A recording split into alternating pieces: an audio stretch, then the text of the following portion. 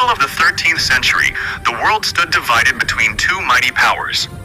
On one side was the Mongol tide, a force that began with the unification by Genghis Khan, and was now roaring westward under the command of his grandson, Hulagu Khan. On the other side stood Baghdad, the magnificent capital of the Abbasid Caliphate, once called the House of Wisdom.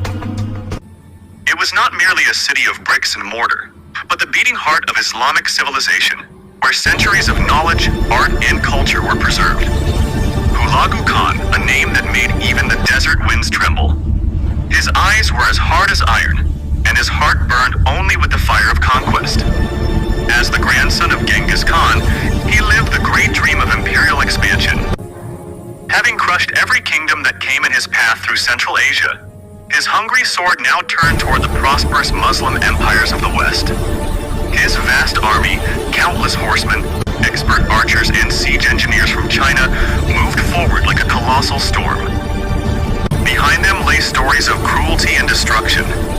Ahead of them, every sign of life and hope withered in fear.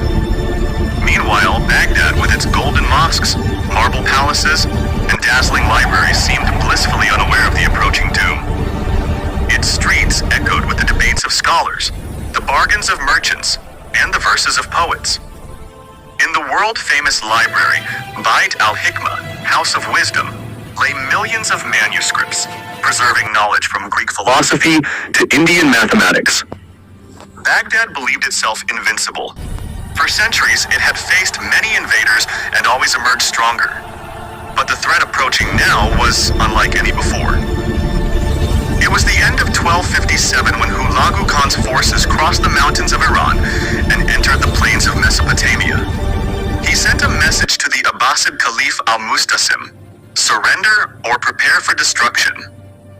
The Caliph, lost in the flattery of his courtiers and unaware of his army's weakness, ignored the warning. He replied, "Mongol, know your limits. You are desert locusts, and we are the lions of Baghdad." That arrogance was fatal. His pride only fueled Hulagu's wrath. On January 29, 1258, Hulagu's vast army surrounded Baghdad. The siege was no ordinary assault. It was a well-planned and ruthless campaign. The Mongols set up massive siege engines around the city walls, hurling enormous stones and flaming tar-filled shells.